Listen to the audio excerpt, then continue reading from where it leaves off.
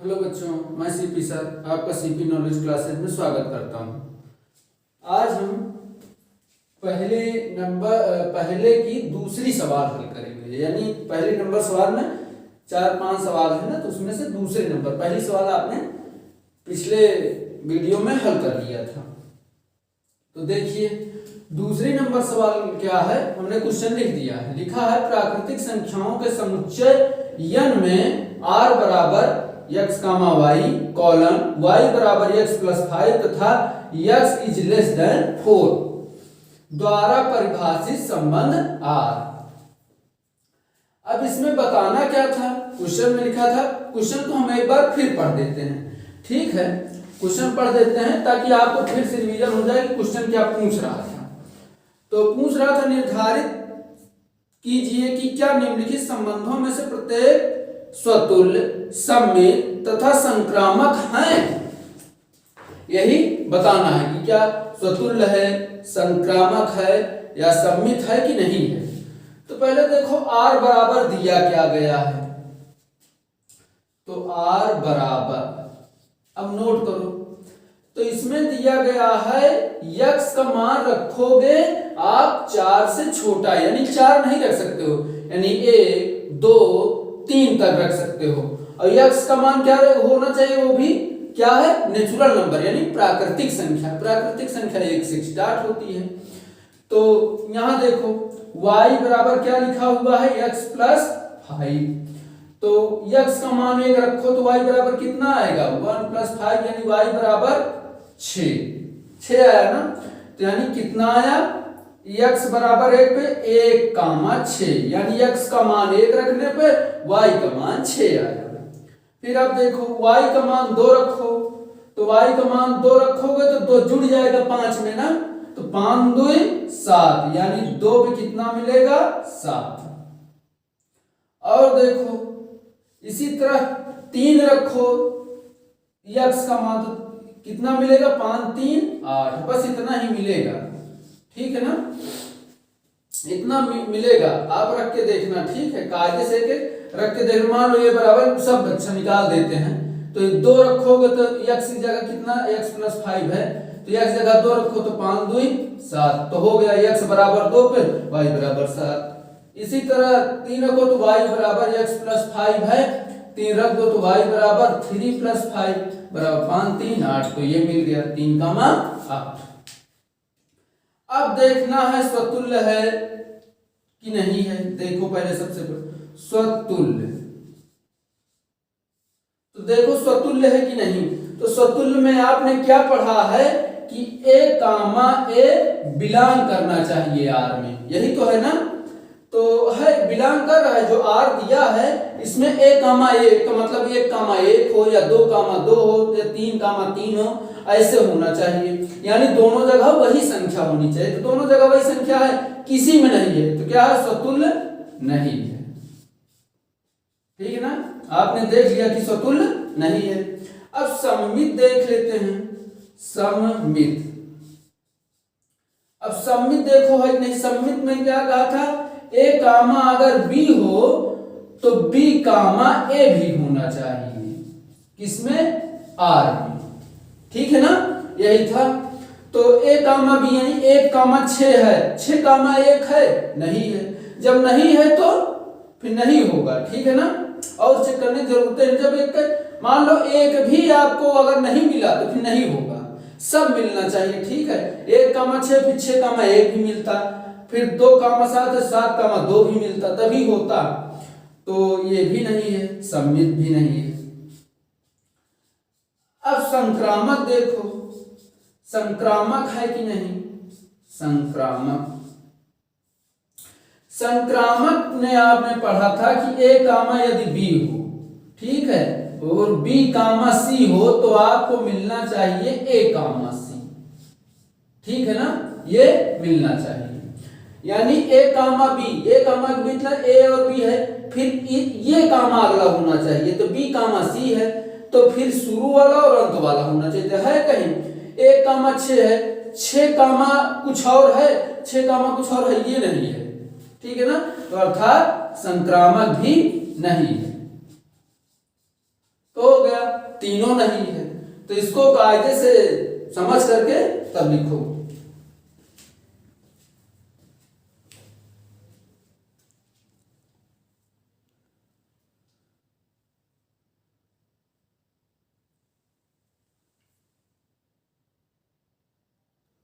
हाँ, तो आप लोग अब अगली सवाल देखिए। अगली सवाल आपको स्क्रीन पे दिख रही है।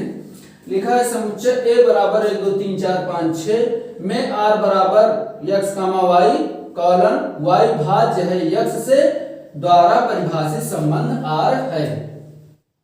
तो पहले देखो R कितना दिया है। R से हमसे मतलब है मेन, ठीक है ना। तो देखो R बराबर कितना है, ये क्या कह रहा है, इसका मतलब पहले समझिए। y भाज्य है x से, यानी x का मान जो रखोगे आप वो y में भाग देने पर चला जाना चाहिए भाग, ठीक है ना। देखो कैसे, जैसे x का मान 1 रखोगे तो y का मान आप कुछ भी रखो सब में चला जाता है। 1 से भाग चाहे जिसमें दोगे सब में चला जाएगा, ठीक है ना। एक ऐसी संख्या है जहां जिसमें भाग दो वो सब में चला जाता है। तो 1, 2 भी रख सकते हो, 1, 3 भी रख सकते हो। अरे 1, 1 भी तो रख सकते हो। एक मिनट रुक जाओ, 1, 1 भी आप रख सकते हो, उसको भी लिख लो। 1, 1 भी रख सकते हो, 1, 2 भी रख सकते हो, 1, 3 भी रख सकते हो, 1, 4 भी रख सकते हो, और 1, 5, फिर 1, यहां लिख देते हैं 1, 6। और देखो x का मान अगर 2 रखोगे तो अगला कितना होना चाहिए, कह रहा है भाग y के मान में चला जाना चाहिए, नहीं y का मान जो रखोगे 2 से भाग देने पे चला जाना चाहिए। तो 4 रख सकते हो, फिर 2 से भाग दे तो 6 भी चला जाएगा, और नहीं है 8 है, ये नहीं है, ठीक है ना। एक भूला जा रहा है, ठीक है ना। 2, 2 भी तो हो जाएगा, 2 में भी तो चला जाएगा, तो इसको लिखते जाना, ठीक है, भूलना नहीं है इसे।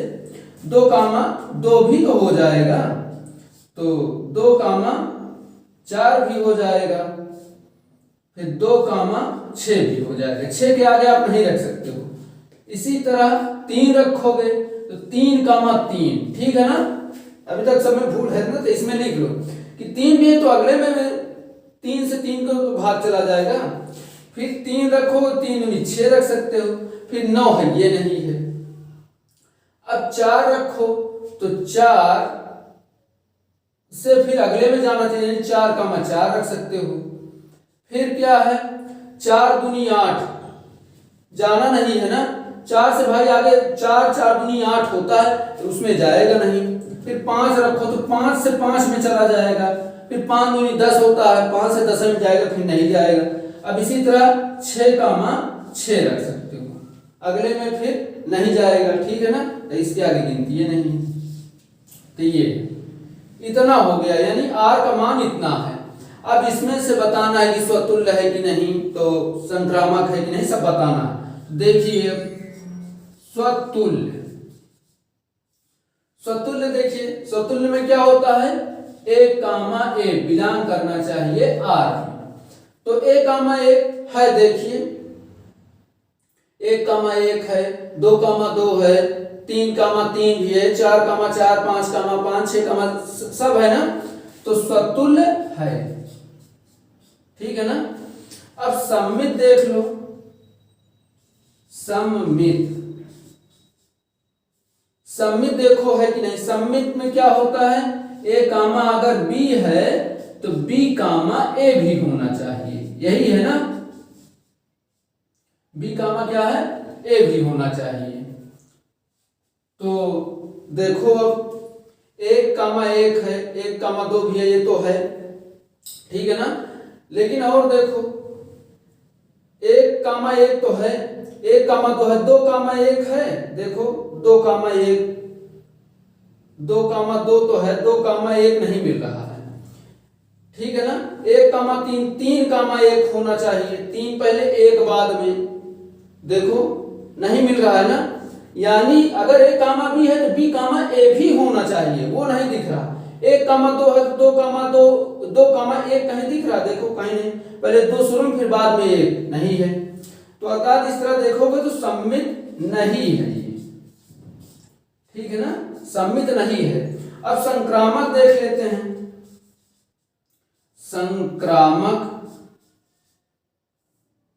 संक्रामक देखिए, संक्रामक में क्या है, यदि A,B हो फिर B,C हो तो होना चाहिए हमको C,A मिलना चाहिए, ठीक है ना, यही होना चाहिए।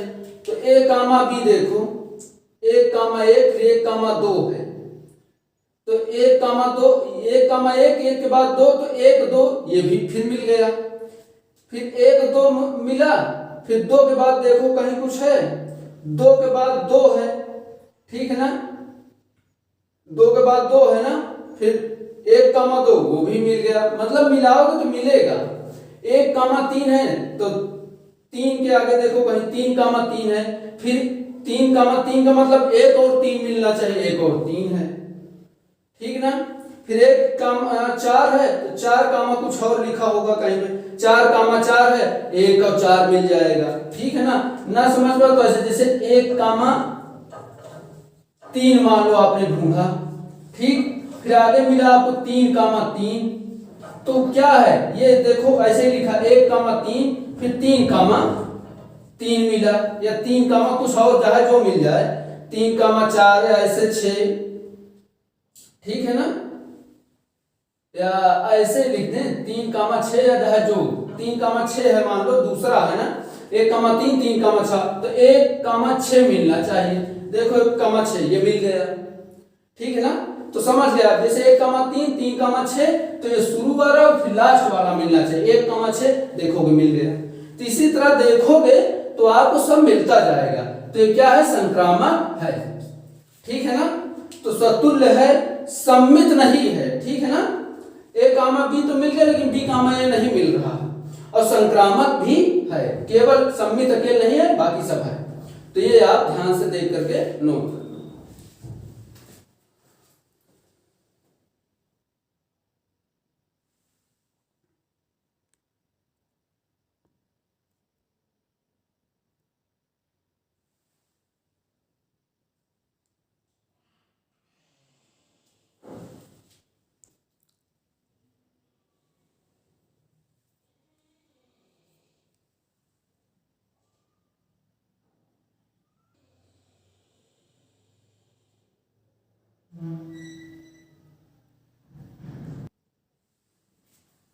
हाँ, तो आप लोग अब अगली सवाल देखिए। अगली सवाल चौथी नंबर क्या है, समस्त पूर्णांकों के समुच्चय z में r बराबर इतना दिया हो, x माइनस y एक पूर्णांक है, द्वारा परिभाषित संबंध r,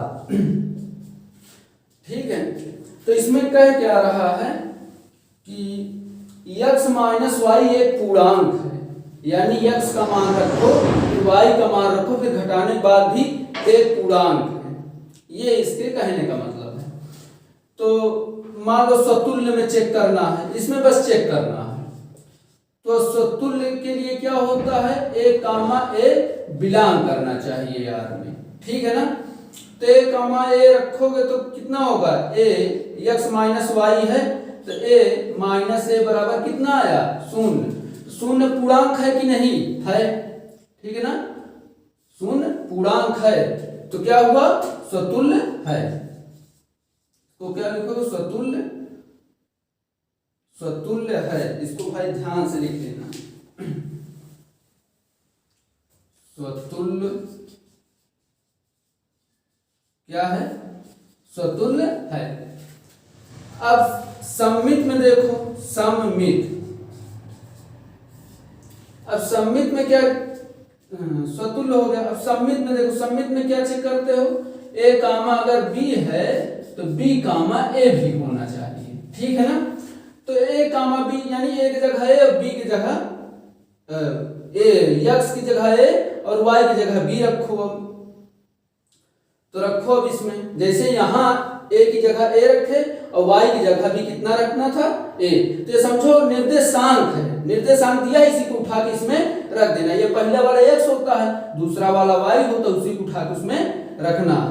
तो सम्मित में ए रखोगे तो ए माइनस बी मिलेगा, ठीक है ना, जो रखोगे तो ये मिलेगा। अब बी माइनस ए रखो तो कितना मिलेगा, पहला बी फिर माइनस ए, तो एक तो ये मिला ना, लेकिन इसको माइनस कॉमन है तो होगा ए माइनस बी, तो ये भी तो पूर्णांक है भाई, ये पूर्णांक है, पूर्णांक में से पूर्णांक हटाओ तो पूर्णांक है तो मिलेगा। और ये भी देखो वही है, माइनस में लगा हुआ है वो तो ठीक है, माइनस से मतलब नहीं, माइनस तो लगा है ठीक है, लेकिन ये माइनस बी, ये भी जो आएगा ये भी पूर्णांक ही आएगा भाई। कोई भी संख्या है अगर पूर्णांक में से पूर्णांक हटाओगे तो पूर्णांक ही मिलेगा, ठीक है ना। तो अर्थात क्या हुआ, सम्मित भी है, ठीक है ना, इससे पता चल गया कि सम्मित भी है। अब संक्रामक के लिए देख लो, संक्रामक, अब संक्रामक के लिए देखो तो उसमें कंडीशन है कि ए अगर ए कामा बी फिर बी कामा सी है तो क्या हो जाना चाहिए, ए कामा सी मिलना चाहिए, ए कामा सी। तो देखो ए कामा बी, पहले ए और बी रखो तो कितना मिलेगा, ए माइनस बी, फिर बी कामा सी रखोगे यानी एक्स जगह बी और वाई जगह सी तो बी माइनस सी मिलेगा, ठीक है ना। ए माइनस सी निकालना है तो यहाँ फिर ए माइनस सी है, यहाँ ए रखोगे यहाँ सी तो ए माइनस सी मिलेगा, लेकिन यहाँ देखो ये भी पूर्णांक है ए माइनस बी, क्योंकि पूर्णांक से पूर्णांक घटाना पूर्णांक ही मिलता है, और ये भी पूर्णांक है, सब पूर्णांक हैं, ठीक है ना। इसको जोड़ोगे तो देखो क्या हो जाएगा, जोड़ने पर ये दोनों देखो कट जाएंगे, ए माइनस बी ए प्लस बी, तो बचेगा ए माइनस बी जोड़ने पर। और जो चाहे पूर्णांक में से पूर्णांक जोड़ो घटाओ तो पूर्णांक ही तो मिलता है, तो अर्थात ये भी एक पूर्णांक है ए माइनस सी, अर्थात क्या हुआ कि संक्रामक भी है। तो तीनों होगा, सतुल्य भी है, सम्मित भी है और संक्रामक भी है।